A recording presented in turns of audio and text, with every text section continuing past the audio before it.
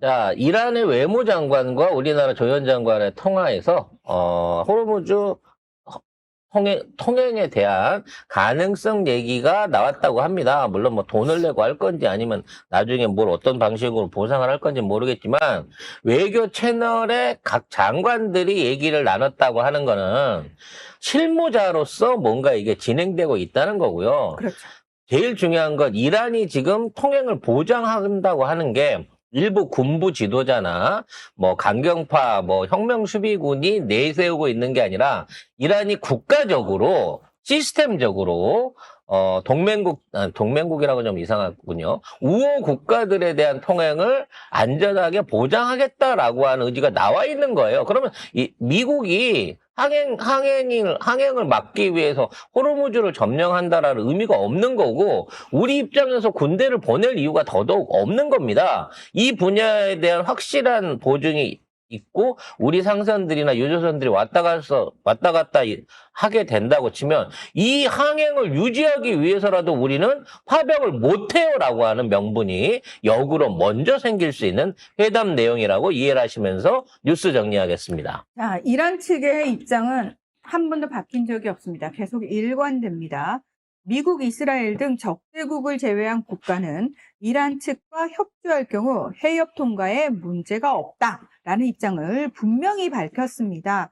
그럼 호르무즈 해협과 관련된 봉쇄, 사실상 봉쇄란 얘기는 왜 나오느냐? 미국과 이스라엘의 불법적인 공격 때문이고, 이란은 주권 수호를 위해서 침략 당사국 및 조력자 선박에 대해서만 해협을 폐쇄했다라고 강조를 하고 있습니다. 그래서 우리나라의 조태열 장관은 일단 호르무즈 해협 내에 정박 중인 우리 선박의 안전 보장과 현지 체류 중인 우리 국민의 신변 보호를 위한 이란 측의 각별한 지원을 당부를 한 조태열 상황입니다. 아니고 조현이죠. 제가 원고를 잘못 썼네요. 네.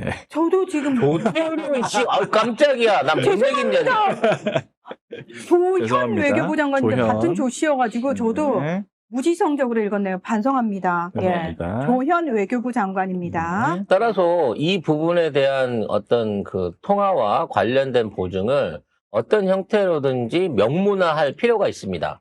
그리고 그에 대한 조건을 지키는 와중에 호르무즈 해협 통과 과정 중에 사고가 난다고 치면 예를 들어 이제 다른 경우는 있겠죠. 예멘에 있는 어떤 철없는 해적이라든지 잘못 생각한 또라이가 우리 상선을 공격하는 일이 있어도 이란이 공개적으로 뭐 미사일이나 자살포트 공격 같은 걸 하지 않는 상황만 유지되게 된다고 하면 당분간은 임시방편적으로 왔다 갔다 하면서 기존에 있는 봉쇄를 풀어낼 수 있는 여지를 만들고 그거를 유지한다는 빌미하에 우리는 이란의 눈치를 보기 때문에 파병을 못하겠다라고 트럼프한테 말할 수 있는 여지가 있다는 것이죠.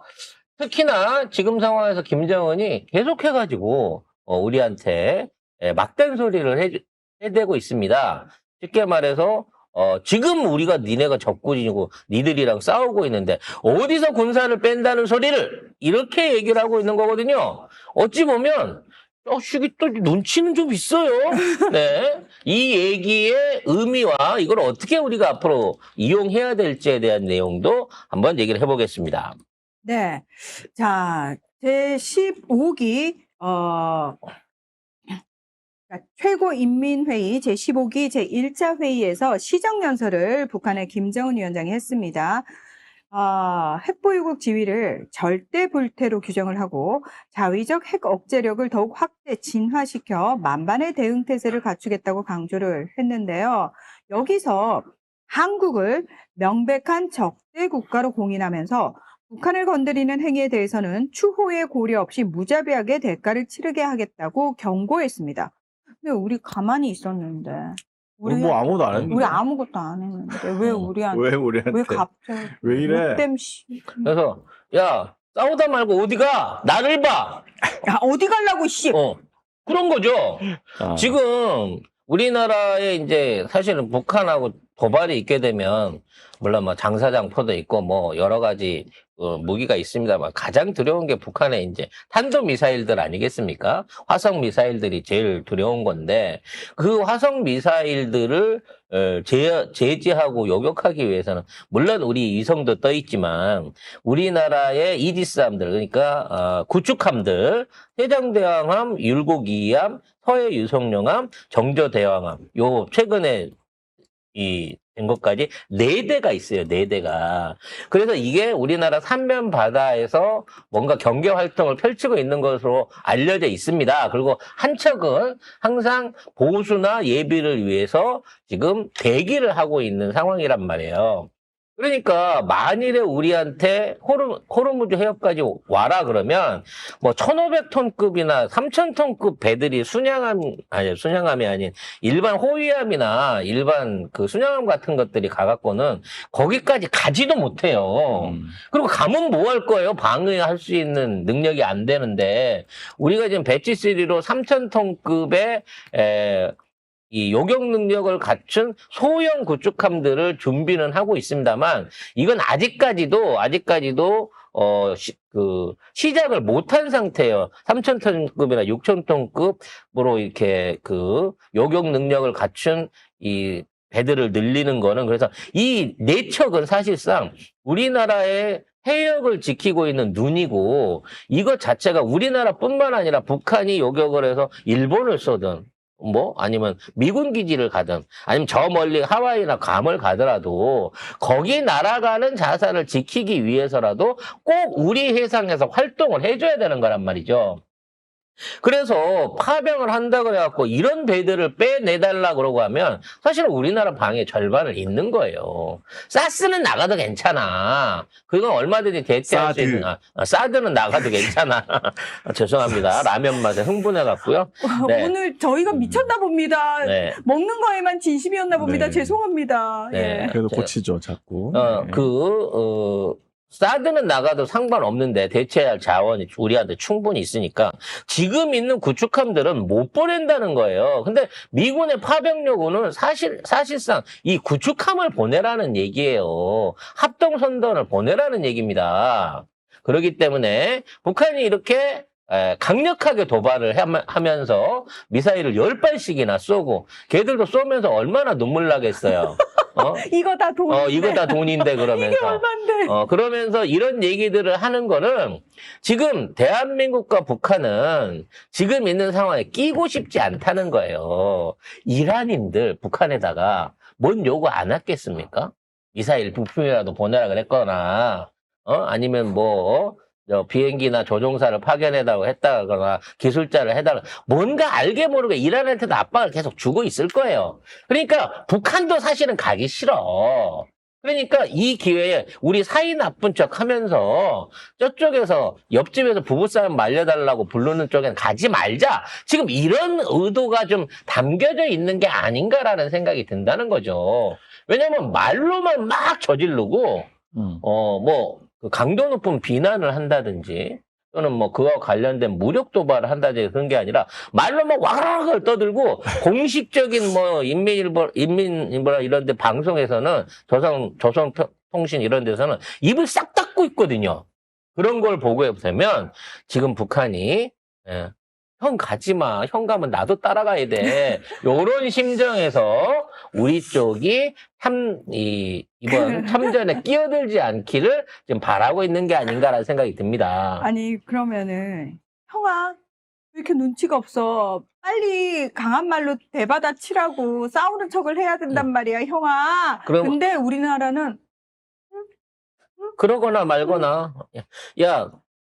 미리 얘기해 주는데, 지금 이 전쟁 때문에 복잡해갖고, 우리가 LSM 미사일 있잖아. 사드 빼진 것 때문에, 지금 실전 배치 시작했다. 그리고, 미안한데, 현무 7이 있어요. 그러니까, 현무 6도 지금 실전 배치가 시작됐고, 현무 7도 내년부터 배치를 좀 해야 될 것 같아. 그러니까 미리 놀래지 마. 라고 은밀하게 지금 소식을 전하고 있는 상황이라고 합니다. 지금 현무5가 일각에서는 올해 안에 뭐 250대가 배치된다 이런 얘기가 있어요. 그건 국방부의 공식 발표죠.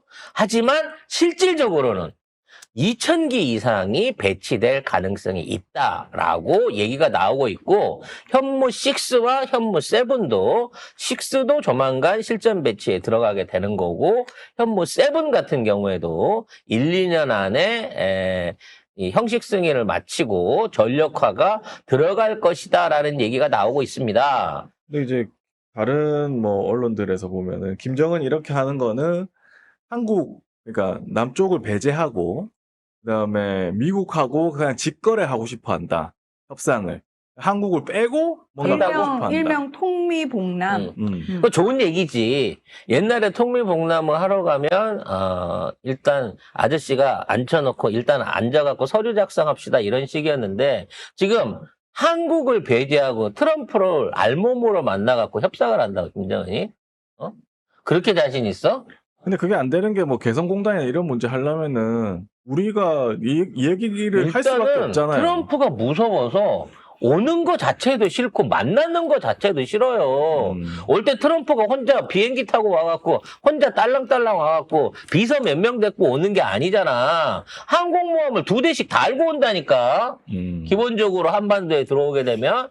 그럼 예전 같으면 럼프 형이 또 농구 얘기하자고 로드만 데리고 오는구나 라고 생각할 수 있는데 지금 미국 항공모함이 가까운 영해관에 뜨면 아니 저 새끼가 일 안 하다 안 되니까 이게 나를 재물 삼으려는 건 아닐까? 베네수엘라 되나? 뭐 이런. 이 생각을 안 할 수가 없는 거야. 그래서 그래서- 보증인으로 한국이 필요한데. 반드시 필요합니다. 근데 왜 이렇게 혹시 이러고 미국이랑 회담을 하게 되더라도 나 재명이 형이랑 같이 갈래요.